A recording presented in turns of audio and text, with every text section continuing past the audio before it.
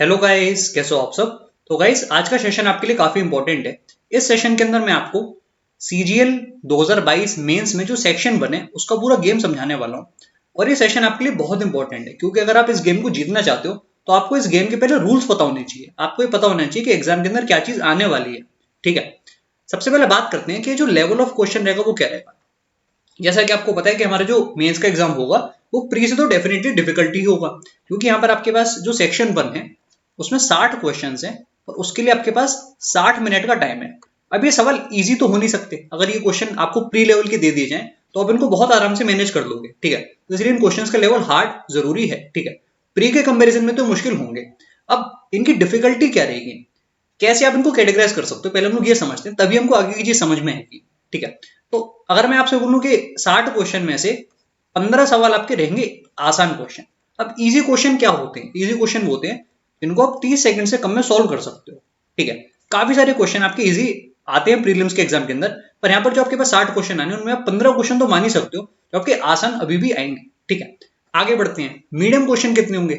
Medium question आप ये मान सकते हो कि 30 क्वेश्चन हमारे पास रहेंगे जो मीडियम कैटेगरी के होंगे। अब मीडियम कैटेगरी में वो क्वेश्चन आते हैं जिनमें जनरली आपको 50 सेकंड से लेकर 1.5 मिनट यानी कि 90 सेकंड तक का टाइम लगता है। ये आपकी होती है मीडियम क्वेश्चन। अब हो सकता है कि कोई बच्चा इनको जल्दी कर दे, हो सकता है कि कोई बच्चा इनको देर से कर पाए, वो डिपेंड करता है कि आपकी तैयारी कितनी है। पर सबसे ज्यादा जो वेटेज रहता है ना वो हमेशा मीडियम क्वेश्चंस का ही रहता है। अब आते हैं हार्ड कैटेगरी के ऊपर। हार्ड क्वेश्चंस भी एग्जाम के अंदर डेफिनेटली आएंगे और एटलीस्ट 5 क्वेश्चन आप मान सकते हो। अगर आप 10 क्वेश्चन में ले लो, ये 10 सवाल आपके रहेंगे हार्ड। और हार्ड रखना इसलिए भी जरूरी है ताकि जो कैंडिडेट्स अपियर हो रहे हो उनमें डिफरेंशिएट करने के लिए कुछ ना कुछ हो। अब देखो, क्वेश्चन बेसिकली हार्ड होता कब है? जब वो सवाल हल्का सा नया होता है। जैसे किसी क्वेश्चन को अगर आपने आज से पहले नहीं सोल्व करा तो वो आपके लिए ऑटोमेटिकली हार्ड बन गया। ठीक है, हार्ड क्वेश्चन को करने में आपको हो सकता है कि 2 मिनट का समय लगे, और ये भी हो सकता है कि आप उसको 5 मिनट भी लेकर सोल्व ना कर पाओ। वो पूरी तरीके से इस बात पर डिपेंड करता है कि आपकी तैयारी कितनी अच्छी है, या फिर जो क्वेश्चन आपका आया है, अब ये क्वेश्चन जिस भी टॉपिक से आया हो उस टॉपिक पर आपकी कमांड कितनी अच्छी है इस पर भी डिपेंड करता है। अब जैसे अगर आपको ज्योमेट्री बहुत अच्छे से आती है तो ज्योमेट्री का अगर हार्ड क्वेश्चन आ गया तो आप उसको बना लोगे। आप ये मत सोचो कि आप उसको बिल्कुल नहीं कर पाओगे। अगर किसी को ज्योमेट्री बहुत अच्छे से आती है तो वो ज्योमेट्री का हार्ड क्वेश्चन आराम से कर सकता है। ठीक है, मैंने सबके एग्जाम्पल भी आपको देखा होगा। मैं यहाँ पर केवल फालतू की बात करने नहीं आया हूँ, पूरा अच्छे से आपको समझ में आएगा कि कैसे आप अपने टाइम को मैनेज करोगे यहाँ पर 60 मिनट को। ठीक है, तो ये आपको कुछ इस तरीके से बेसिकली डिवीजन रहता है। अब आप बोलोगे कि 5 सवाल तो रहेंगे, तो वो जो 5 क्वेश्चन है ना वो आप मान सकते हो कि कैलकुलेटिव रहेंगे। अगर आपको लग रहा है कि एग्जाम के अंदर कैलकुलेटिव सवाल नहीं आएंगे तो आप गलत सोच रहे हो। कैलकुलेटिव क्वेश्चन इसलिए डाले जाते हैं ताकि जो 60 मिनट है ये 60 मिनट आपको कम लगे, इसलिए क्वेश्चन डालना बहुत जरूरी होता है। अगर कैलकुलेटिव सवाल नहीं आएंगे तो हर कोई इन सवालों को आराम से अटेम्प्ट कर पाएगा, और ऐसा एग्जामिनर बिल्कुल भी नहीं चाहेगा कि ऐसा हो। ठीक है, तो मुझे उम्मीद है कि ये जो चीज मैंने आपको यहाँ पर दिखाई, आपको एक यहाँ से आपको एक मिलेगा रफ आइडिया कि आपको समझ में आएगा कि आप पेपर में क्या चीज एक्सपेक्ट कर सकते हो। अब ये जो इजी मीडियम हार्ड है ये बेसिकली है क्या, ये हम लोग और अच्छे से थोड़ा जानते हैं। ठीक है, ताकि एग्जाम के अंदर आप ये मिस्टेक ना करो। देखो, सबसे पहले आसान क्वेश्चन क्या होते हैं, यहाँ पे सवाल को देखो। ये सवाल एक आसान क्वेश्चन, क्वेश्चन को पढ़ो क्या गिवन है। All the red face cards are remove from a deck of 52 cards. तो आपको पता है कि फेस कार्ड होते हैं 12, 12 में से 6 आपके ऊपर रेड फेस कार्ड, यानी कि 52 में से हमने 6 कार्ड हटा दिए तो बचे 46 कार्ड। हमको प्रोबेबिलिटी किसकी बतानी है? Card selected randomly, probability that it will be a red card.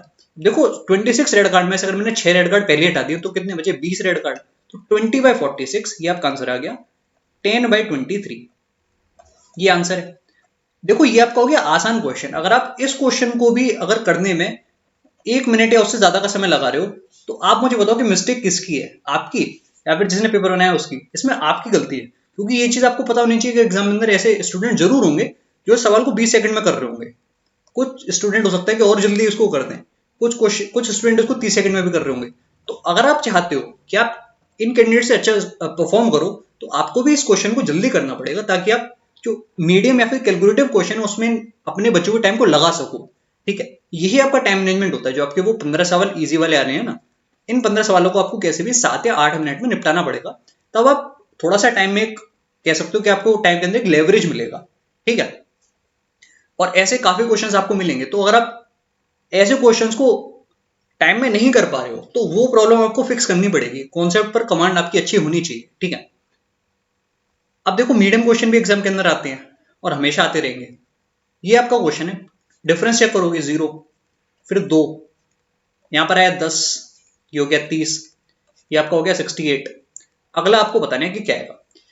अब देखो, अगर ये सीरीज आपने पहले से देखी है, डिफरेंस में जो सीरीज आ रही है, तो आप इसको कर लोगे आराम से, वरना आपको थोड़ा सोचना पड़ेगा। अब जैसे किसी ने सीरीज अगर पहले से सोल्व कर रखी है, तो उसको पता होगा कि जो 2 बेसिकली है, ये है 1 का क्यूब प्लस 1। जो 10 है वो लिखा है 2 का क्यूब यानी कि 8 प्लस 2।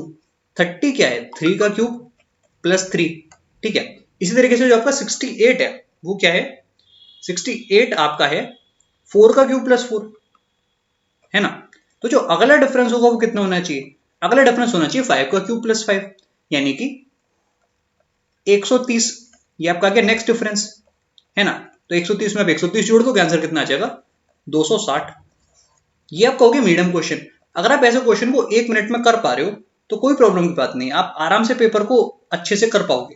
ठीक है, ऐसे क्वेश्चंस आपको 1 मिनट में करने आने चाहिए। अब अगर आप एग्जाम में यही बैठ के सोच रहे हो कि ये सीरीज हमने कहीं देखी तो है, पर ये सीरीज बेसिकली है क्या, अगर आपको वही चीज याद नहीं आ रही, तो इसमें फॉल्ट आपकी है, क्योंकि आपको ये पता होना चाहिए। क्योंकि ये जो सीरीज है इतनी कॉमन सीरीज है कि ऑलमोस्ट जो एग्जाम के अंदर कैंडिडेट बैठे हैं, जो हम कह सकते हैं कि सीरियस कैंडिडेट हैं, अगर कोई भी एक सीरियस कैंडिडेट होगा तो उसको ये सीरीज याद होगी डेफिनेटली। ठीक है, काफी सारी सीरीज ऐसी होती हैं जिनको आप बार बार प्रैक्टिस करते हो ना, तो आपके दिमाग में एकदम छप जाती हैं।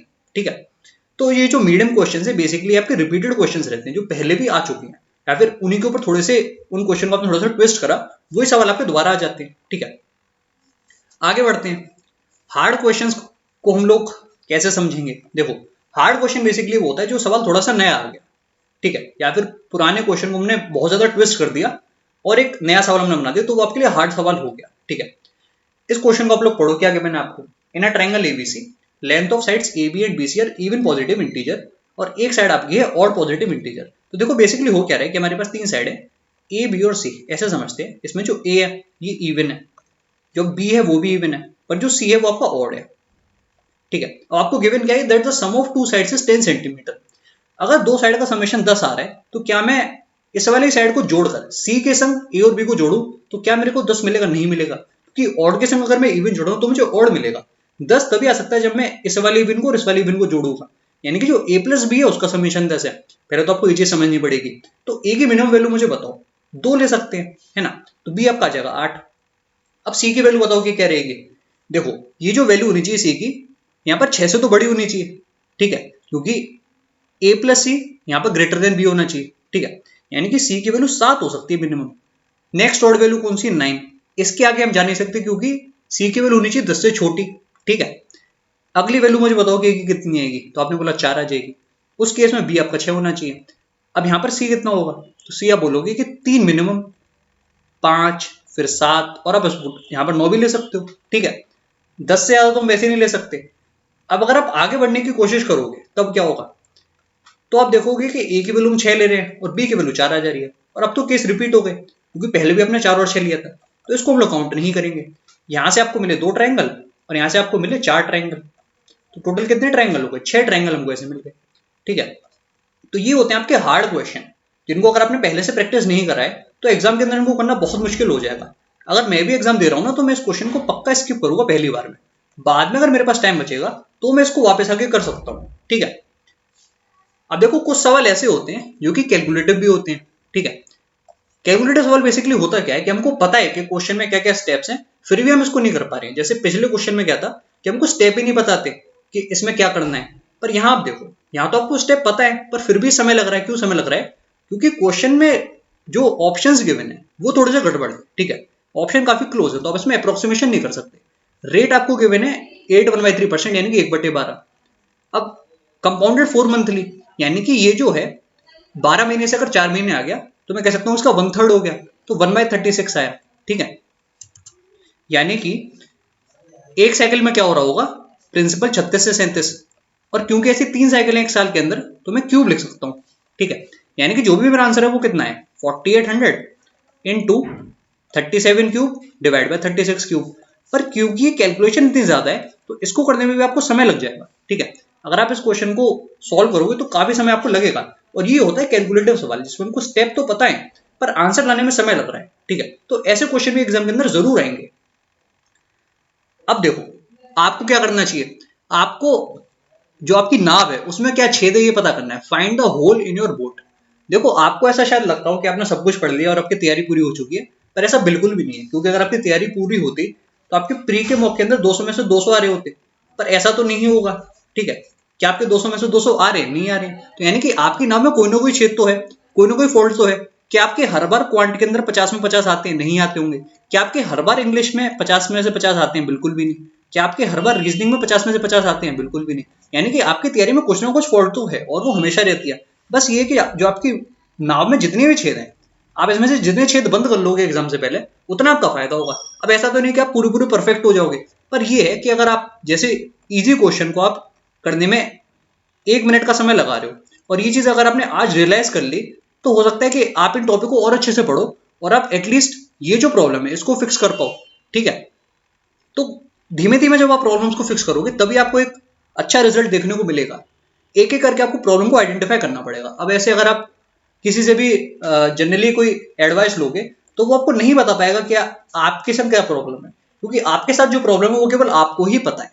ठीक है, और वो आपको खुद फाइंड करनी पड़ेगी कि आप कौन से क्वेश्चन में फंस रहे हो। क्या आप कैलकुलेटर सवाल को कर पाते हो, या आप हार्ड क्वेश्चन में फंस रहे हो। ठीक है, तो इस टाइम पर अब आपको ये करना है, क्योंकि एग्जाम में ज्यादा समय तो है नहीं, आपको मैक्सिमम मॉक टेस्ट देने हैं।